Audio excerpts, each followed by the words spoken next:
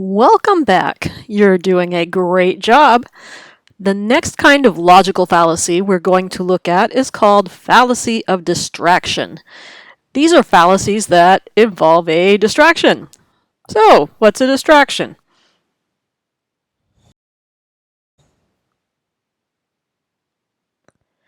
In this case, we're talking about something that pulls someone's attention away from some other thing that they should be focusing on instead.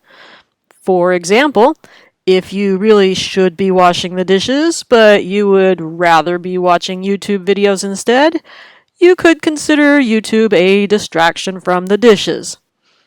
If you give your dog a treat before you sneak out the door, you're giving your dog a distraction. In this case, the treat, to keep him from following you to the car.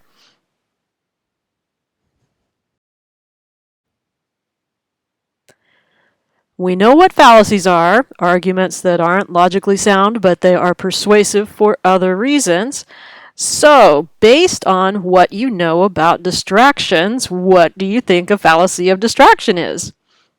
A. Focuses on information that is missing. B. Is worded in a way that leaves the meaning unclear. C. Looks like an argument, but has something wrong with its structure. D. Gets a person to pay attention to something other than the relevant facts. The correct answer is D. A fallacy of distraction gets a person to focus on and be persuaded by information other than the facts that are relevant to the argument. And that's what we're going to look at in this module. You might be surprised at how many things there are that might seem relevant but are actually distractions.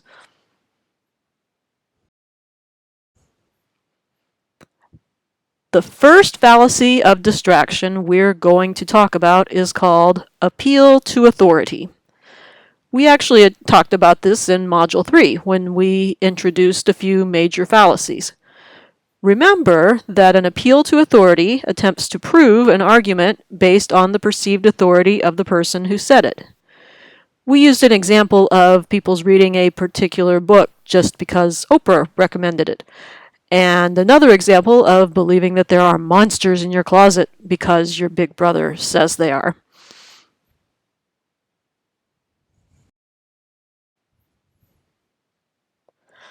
Here's another example.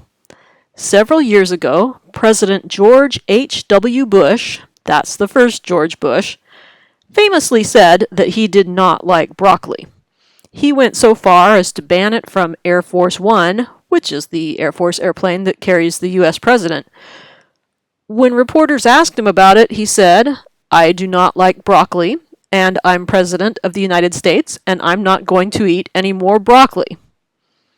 Well, if you were trying to build an argument about whether people should or should not eat broccoli, what facts would be worth addressing? You might consider the nutritional value of broccoli or the cost per pound, scientific studies about the value of eating broccoli, but what if you based your argument on the premise that the former President of the United States did not eat it? Premise: President George H.W. Bush did not eat broccoli. Conclusion: therefore, broccoli is not good to eat. That would be using an appeal to authority.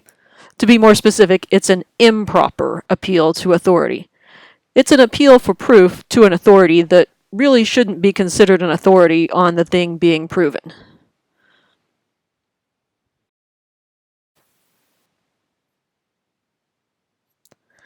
So how is an improper appeal to authority a fallacy of distraction? Well, using that as a premise to prove your argument is a distraction from the facts that actually matter. Suppose we had a debate between someone in favor of eating broccoli and someone opposed to eating broccoli. Pro-broccoli might bring up all the wonderful vitamins, fiber, and so forth in broccoli. It has iron, antioxidants, so on and so forth. A lot of people think it tastes delicious. Now, at least as far as I could think of, anti-broccoli doesn't really have a lot it can say to try to persuade other people not to eat it because it's such a healthy food. About the only real reason they have not to eat broccoli is because they don't like the taste of it. and that's fine, but it's not very persuasive to anybody that does like the taste. So, in this case, the anti-broccoli guy might think he's being smart by bringing up President Bush in his list of premises. Reasons not to eat broccoli.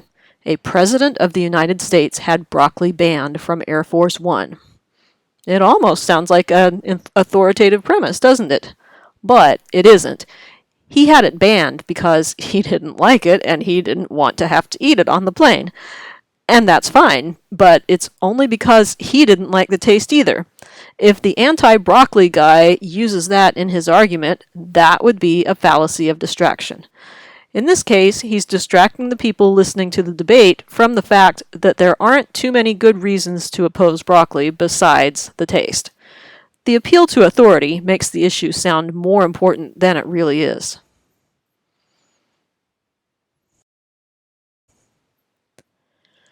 Next up is appeal to the masses, or ad populum, which we've also discussed previously.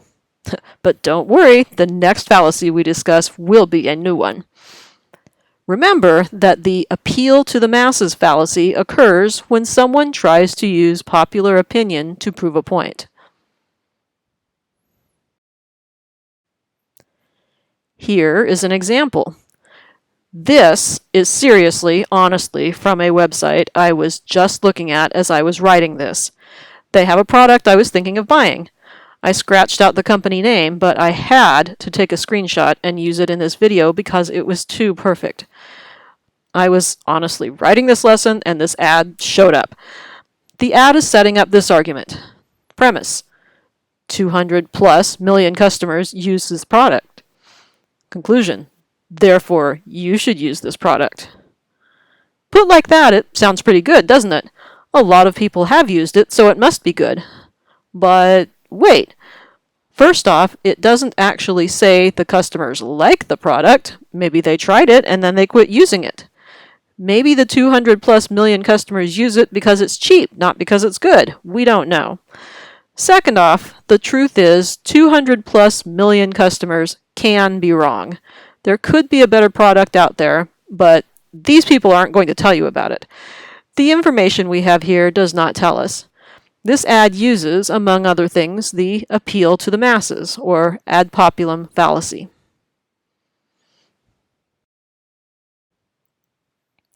So, why is this a fallacy of distraction?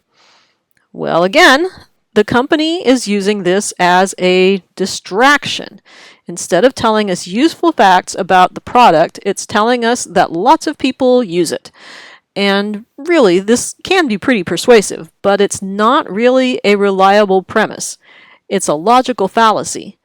As you can see in the table here, there are plenty of things about the product that a person might want to know about before purchasing, but the information in this ad doesn't tell us what they are.